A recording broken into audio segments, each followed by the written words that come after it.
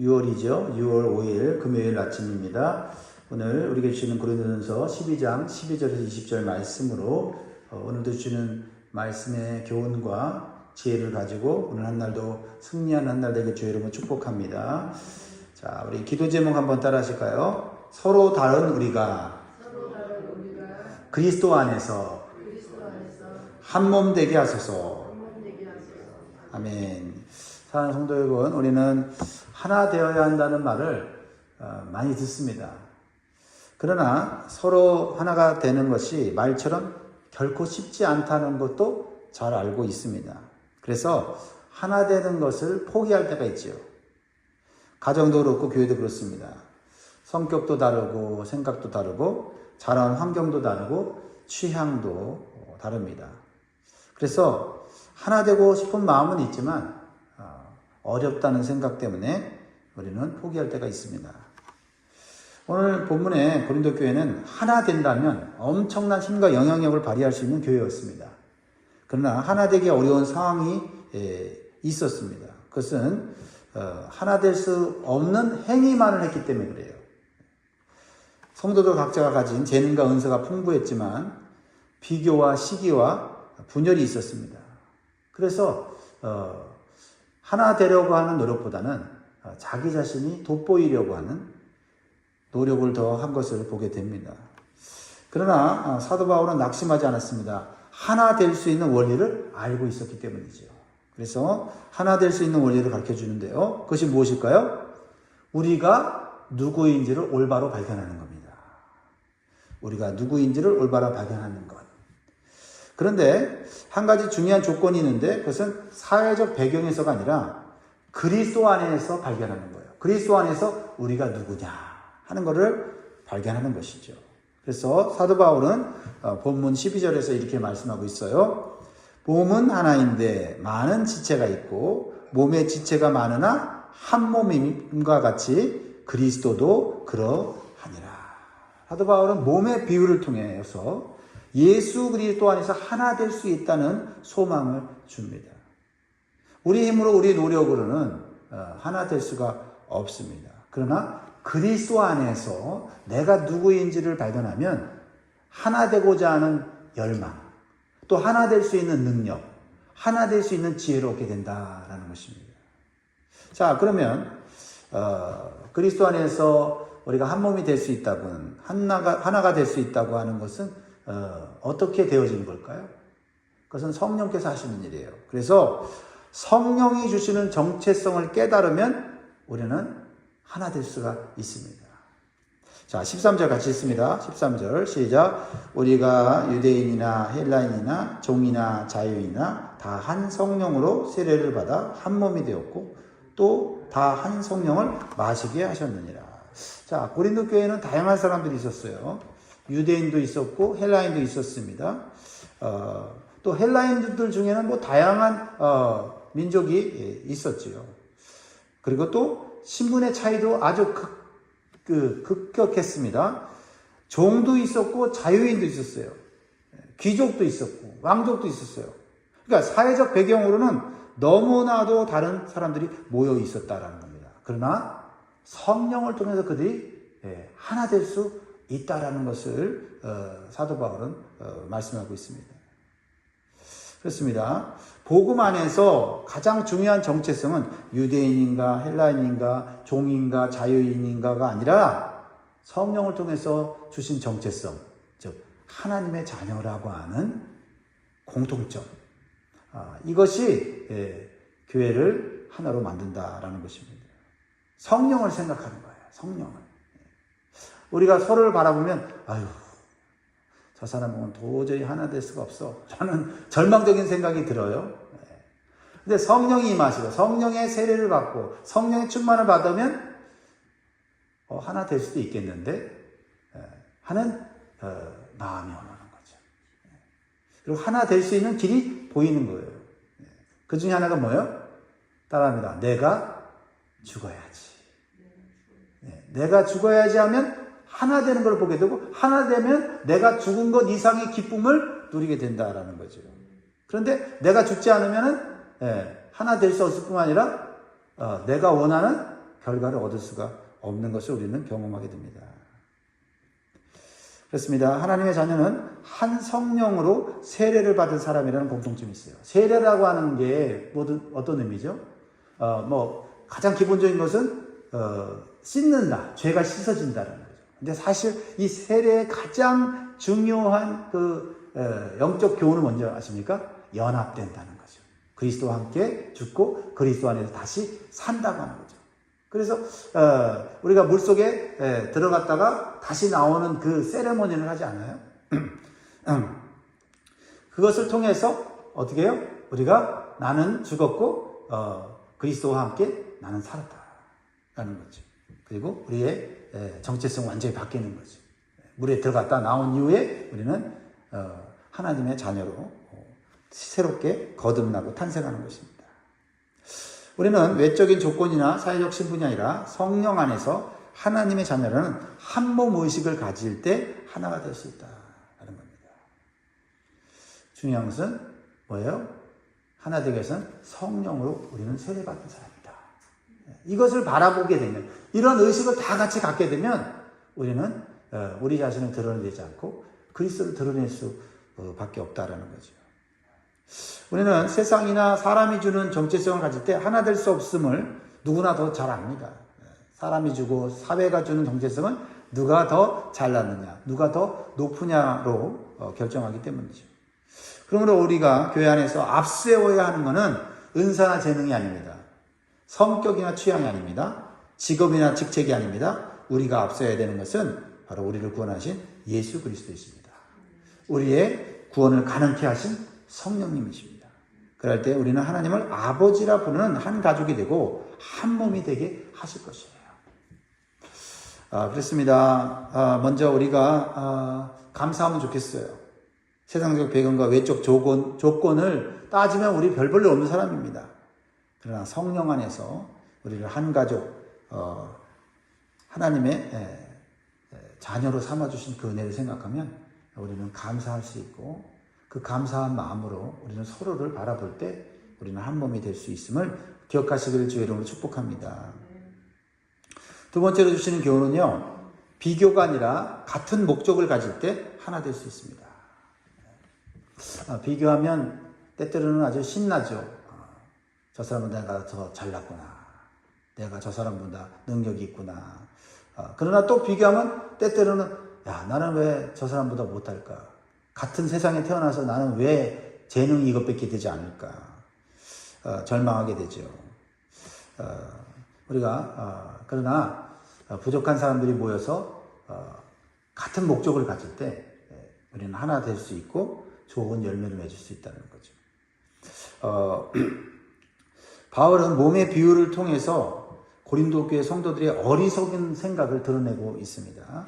14절 보면 몸은 한 지체뿐만 아니라 여럿이니, 15절 만일 발이 이르되 나는 손이 아니니 몸에 붙어있지 아니하였다 할지라도 이로써 몸에 붙지 아니한 것이 아니요.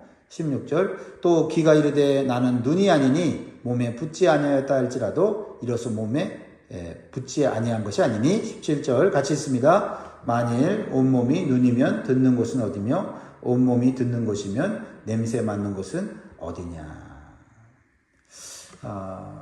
몸의 비유를 통해서 어리석은 생각을 드러내죠. 서로 망하는 길을 보여주지 않습니까? 발은 손을 부러워합니다. 귀는 눈을 부러워합니다. 서로 비교하고 경쟁합니다. 그래서 결국은 어떻게 해요? 서로 불필요하다, 서로 잘났다, 이렇게 하다 보면 남는 지체는 하나도 없게 된다라는 거죠. 한 지체만, 강력한 한 지체만 남는다면 과연 그것이 건강한 몸이냐라는 것을 오늘 사도 바울이 우리에게 그림으로 또 몸의 원리로 우리에게 보여주고 있습니다. 하나님은 다양한 사람을 통해서 교회를 세우시고 또 다양한 사람을 통해서 한 몸을 이루어가는 원리를 우리로 하여금 깨닫게 하신다라는 것이죠. 문제는 다름이 아니라 비교와 경쟁입니다. 비교는 감사보다 불평을 낳고, 불평은 섬김보다 경쟁을 낳고, 경쟁은 공동체를 무너뜨리게 되는 것이죠. 이제 얼마 안 있으면 월드컵이 미국에서 열립니다. 상당히 기대가 되는데, 경기장에 가서, 이제 축구하는 경기를 보고 싶어요. 근데 벌써 엄청난 티켓값이 올라가고 자리도 거의 없는 것 같아요. 어떤 팀이 승리할까요? 월드컵에 스타 선수들, 훌륭한 공격수들이 있는 팀들이 이길 가능성이 있습니다. 그런데 결과는 그렇지 않다는 거죠. 반드시 골키퍼가 있어야 되고 수비수가 있어야 되고 미드필더가 필요해요. 훌륭한 공격수만 있다고 해서 우승하지 않습니다. 그게 바로 이 월드컵의 재미예요. 역할은 다르지만 목적은 하나죠. 함께 승리하는 겁니다. 나는 왜 골키퍼만 할까? 왜 나는 맨날 수비수만 할까? 나도 공격하고 싶은데 맨날 중간에서 나는 왜 공을 막아내고 패스만 해야 될까? 이런 생각을 한 팀은요, 훌륭한 공격수가 있어도 훌륭한 공격수에게 공이 전달되지 않기 때문에 훌륭한 공격수가 골을 넣을 찬스가 없어요. 각자의 역할에서 충실하게 될 때 같은 승리의 기쁨을 누리게 된다라는 것이죠. 그렇습니다. 교회도 마찬가지입니다. 우리의 목적은 자신의 자리가 어떤 자리인지를 평가하고 비교하는 게 아니라 바로 그리스도의 몸인 교회를 함께 세워가는 것입니다.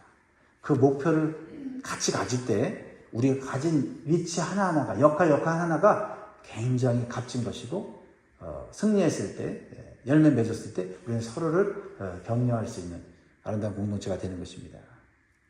그러므로 나는 왜 저 사람과 같지 않을까 하는 질문보다 하나님께서 나를 통해 어떻게 교회를 세워가실까 하는 생각을 가져야 될 줄 믿습니다. 오늘 하나님께서 내게 주신 고유한 아름다움을 발견하고 그리스도의 몸된 교회를 든든히 세워가는 동역자들이 될 수 있기를 주의 이름으로 축복합니다. 그래서 하나님이 나를 가장 알맞은 자리에 배치하셨다고 믿으면 하나 될 수가 있어요. 18절, 오늘 18절 말씀의 핵심이에요. 네, 18절 말씀이에요. 같이 읽습니다. 시작. 그러나 이제 하나님이 그 원하시는 대로 지체를 각각 몸에 두셨으니. 자, 바울은 우리가 왜 한 자리에, 한 교회에 모여 있는지를 가르쳐 주고 있으면서 우리에게 전혀 다른 시각을 주죠. 우리가 간증을 하면 내가 어떤 생각으로 어떤 계기로 교회를 오게 됐다고 얘기를 하죠. 맞는 얘기지만 사실은 사도 바울은 다른 시각에서 말합니다. 하나님이 그 원하시는 대로 지체를 각각 그 몸에 두셨다는 거죠. 하나님이 불러다가 그곳에 앉혔고 그 역할을 하도록 하나님이 하셨다라는 거죠. 전혀 다른 시각으로 사도 바울은 말하고 있어요. 그렇습니다. 하나님은 아무 목적 없이 우리를 교회에 오게 하신 것이 아닙니다. 각 지체를 그 원하신 대로 두셨다. 이 두셨다는 이 단어는 정해놓다, 의도적으로 세우다라는 겁니다. 우리는 막 여러 가지 생각으로 이 교회 갈까, 저 교회 갈까 라고 생각을 하고 왔을 거예요. 또 교회 와서도 내가 이 일을 할까, 저 일을 할까 내가 결정한 것 같아요. 그런데 현재 내가 앉아있는 자리, 내가 하는 그 역할이 내가 좋아서만 한 자리가 아니고 내가 원해서만 한 자리가 아니라 하나님이 가장 알맞은 자리에 그제 놓으셨다라는 거예요.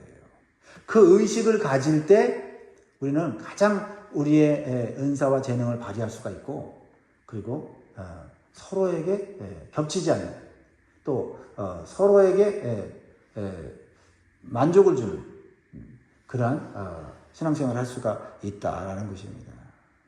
그렇습니다. 퍼즐 조각은요, 모두 모양이 다르죠? 어떤 조각은 가운데에 있고, 어떤 조각은 모서리에 있습니다. 그러나 모든 조각이 다 중앙에 있으려고 하면 그 퍼즐 조각의 그림은 완성되지 않아요.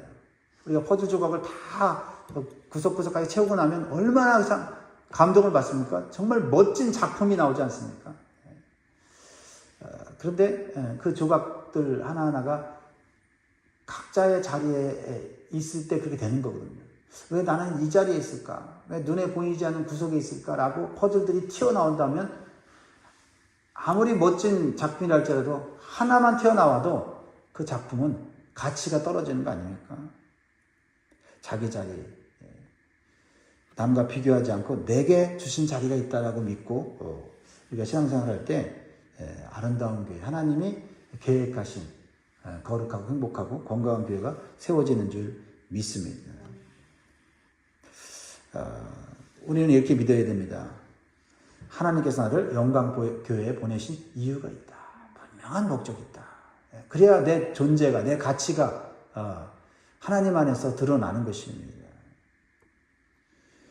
하나님께서 나를 이 공동체의 한 지체로 불러주신 이유가 있다. 여러분, 40년 역사를 가진 영광교회, 하나님이 왜 나를 보내셨을까요? 그런 생각을 저 해봤습니다. 영광교회, 40년 된 영광교회, 나를 왜 담임 목사로, 장로로, 권사로, 집사로, 성도로 부르셨을까? 그냥 예배만 드리라고 보내셨을까요? 하나님이 이 교회를 세우는데 내가 필요하다고 여기셨기 때문에 불러주셨다라는 겁니다. 필요하다고 해서 대단한 존재가 아니라 부족하지만 연약하지만 하나님의 퍼즐처럼 우리를 배치해 놓으시고 하나님께서 그 자리에 알맞는 사람으로 때로는 은사도 주시고 능력도 주시고 지혜도 주시고 힘도 주시고 영적으로 성장시켜 주셔서 그 자리에 맞는 사람을 만들어 가신다라는 것입니다. 지난 날을 생각해 보면 참 부족하고 연약하고 몰랐던 것들이 많은 것 같아요. 그냥 뭐 어떤 때는 그냥 용기만 있었고 어떤 때는 막 그냥 열심만 있었던 것 같은데 시간이 흘러보니 하나님께서 이 자리에서 나를 깎아주시고 그렇죠? 또 다듬어 주셔서 그 퍼즐에 맞는 모양으로 나를 만들어 가시는 거예요. 아직도 거친 부분이 있고 아직도 모양이 다듬어져야 될 것이 있다는 것을 느끼게 되는 거죠. 하나님, 이 교회에 내 맞는 자리에 들어갈 수 있도록 나를 깎아 주시옵소서, 다듬어 주시옵소서. 이 기도가 우리의 기도가 될 줄 믿습니다. 그럴 때 우리는 주님이 기뻐하시는 교회를 세우며 또한 주님이 기뻐하시는 성도와 자녀가 될 줄 믿습니다. 우리는 이 교회가 나를 위해 무엇을 해줄까라고 생각하기보다는 하나님께서 이 교회를 위해 나를 어떻게 사용하기를 원하십니까? 10년 사용하다가 이제 늙었다고 힘없다고 버리시지는 않지 않습니까? 그렇다고 한다면 끝까지 하나님의 인도하심을 믿는다고 한다면 하나님께서 이 교회에 내가 어떤 자리든지 어떤 모양이든지 있기를 원하시고 또한 나를 이끄실 것이다. 나는 이 생각이 우리 자존감을 높이고 또한 우리가 끝까지 맡은 사명을 잘 감당할 수 있다는 것입니다. 혹시 지금까지 나는 별로 하는 일이 없는데 나는 이제 중요한 사람 같지 않은데 하는 생각을 했다면 그 생각은 하나님이 주신 생각은 결코 아닌 것을 우리는 깨달아야 할 것입니다. 하나님은 몸에 불필요한 지체를 하나도 만들지 않으셨어요. 하나님은 실수로 영광교회에 보내신 성도는 없습니다. 우리가 그것을 깨닫지 못했을 뿐이죠. 사실 이 말씀의 말씀의 원리를 깨달을 때 우리는 비교가 아니라 하나님의 은혜를 생각하고 감사할 수밖에 없습니다. 불평이 아니라 내게 주신 기회로 알아서 헌신할 수 있는 그런 정말 귀중한 시간으로 우리는 여기게 될 것입니다. 사랑하는 성도 여러분, 하나님께서 나를 이 교회에 보내신 이유가 있다는 사실을 깨닫게 되면은요, 우리는 더 이상 경쟁하는 사람이 아니라 함께 세워가는 사람이 될 줄 믿습니다. 또한 우리는 나 혼자가 아니라 그리스도의 몸의 한 지체로서 우리는 항상 함께 간다는 사실을 우리는 깨닫고 서로를 귀중하게 여긴다라는 겁니다. 우리는 홀로 있다고 생각하는 그 순간에도 홀로 있을 수 없는 것은 그리스도의 몸이기 때문에 우리는 연결되어 있다는 사실인 것입니다. 그래서 이렇게 말합니다. 20절 마지막에 이제 지체는 많으나 몸은 하나라. 많은데 하나다. 놀라운 원리죠. 다양한 은사를 가지고 있으나 그리스도 안에서 하나다. 사랑하는 성도 여러분, 영광교회에 쓸모없는 지체는 단 한 사람도 없음을 기억하시기 바랍니다.